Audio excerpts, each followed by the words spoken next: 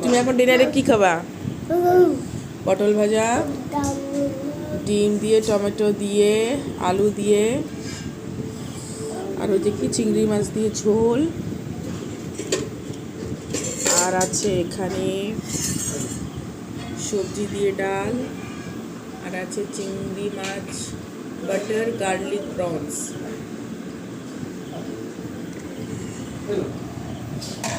আর আছে এখানে উচ্ছে ভাজা।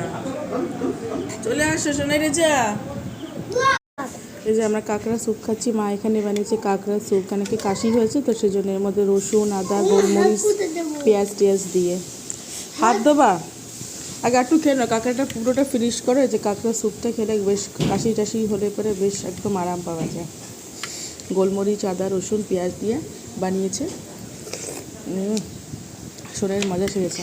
তো আজকে লাঞ্চ মেনুতে আছে ভেজিটেবল ডাল, আর এটা করেছে মা, আর বাবা করেছে এই যে চিংড়ি মাছের মাথা দিয়ে রসুন টসুন দিয়ে একটা বাটা, আর এখানে আছে কলমি শাক, আলুর দম, করলা আলু মাছ দিয়ে ঝোল, আর এখানে আছে কাঁকড়া দিয়ে আলু দিয়ে ঝোল। এই হচ্ছে লাঞ্চ মেনু। সোনাই চলে এসো। এখানে রেডি হয়ে গেছে স্যালাড, পেঁয়াজ, শসা, টমেটো, গাজর, ধনেপাতা, লঙ্কা দিয়ে। আর এখানে হচ্ছে পোলাওয়ের প্রিপারেশন, বিনস, ক্যারেট পুরোপুরি ঘি দিয়ে ভাজা হয়ে গেছে, পোলাও রেডি।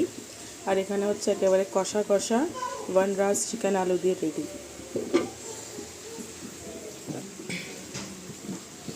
এগুলো এখন মিক্স করতে হবে।